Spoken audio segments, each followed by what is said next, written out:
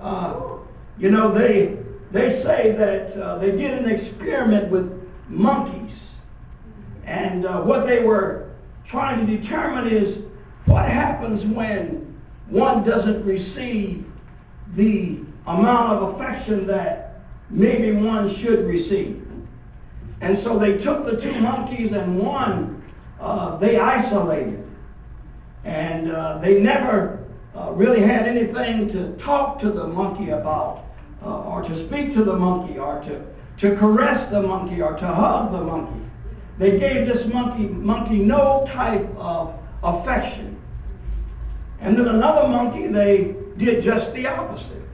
They gave that monkey affection, they fed the monkey, they hugged the monkey, they talked to the monkey. And they found that the monkey who did not receive the compassion and care, first of all, was introverted. In other words, that monkey was not socially acclimated, but isolated himself. They also found that the monkey had been stunted in terms of his growth, that he didn't even grow like the other monkey. In other words, because this monkey never received what he should have received, this monkey never got love, and as a result, this monkey was in dire shape, could not socialize, could not be around the other monkeys, and was even stunted in terms of his social skills. Well, what we find today is that love is a main ingredient. That you must have love. We were in the Black History Month, and as you know, Carter G. Woodson started that, one of my frat brothers. That's right. But what we find is that growing up culturally, most young men didn't receive what they needed because black men seemed to never ever show the proper kind of affection for their male children.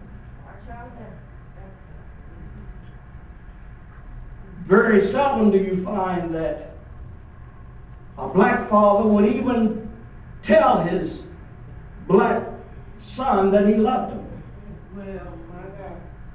Would not caress him and hug him and kiss him, because that was not what a man would do. And so what we have today is a whole race of people who are not affirmed by their dads. As a result, they grow up and it becomes a self-perpetuating kind of endeavor, because you can't give what you never got. Unfortunately, that was not the kind of love that most of our black kids received. Fortunately, we are more adept today and more learned when it comes to that.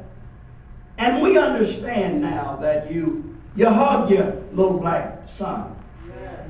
Yes. That you tell him that you love him. Yes. That you affirm him and you speak into his life. Yes. And you tell him who he is. Yes. Oh, we would do that for the girls, but we just didn't seem to want to do that for the boys because we didn't understand. But thank God that we understand a little bit more about love today. Yeah. Verse 4 says, love suffereth long. In other words, love is patient under provocation. Isn't that interesting?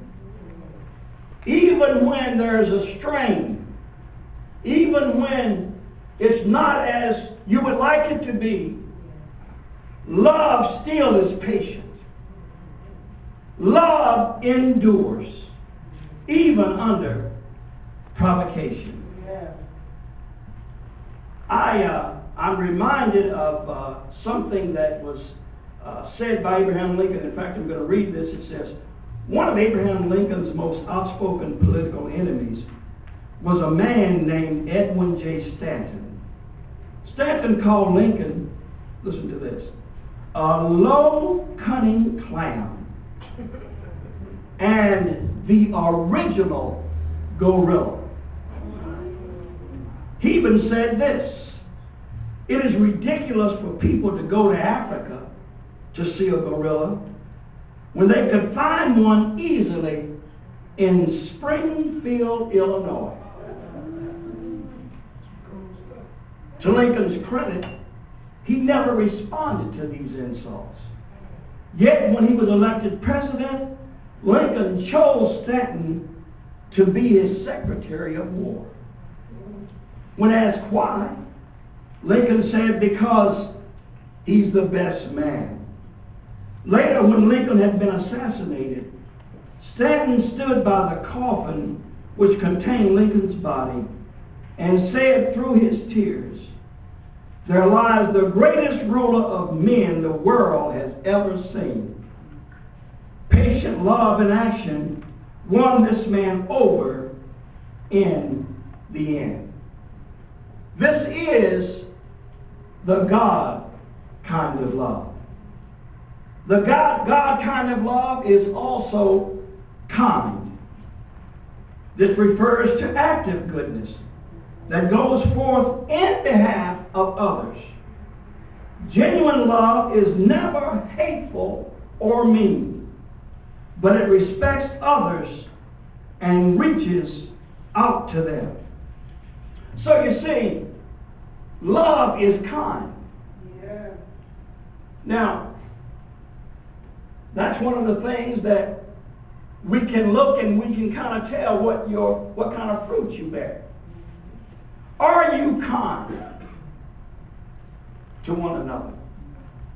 How do you treat one another? Well, we find that if we look at our example, Jesus was kind to everybody that he met. This morning in our lesson in Sunday school, we even learned that a Canaanite woman came to him. A heathen woman came to him.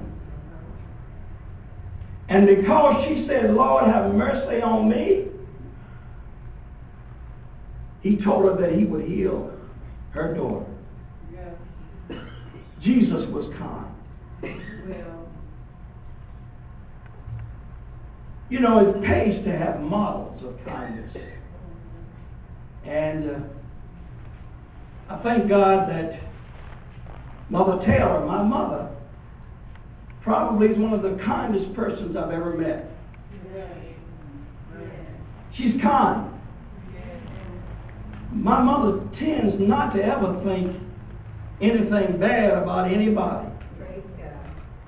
And I don't believe there's anyone that knows her that knows that she is certain. I mean, everybody that knows her knows she's a kind individual.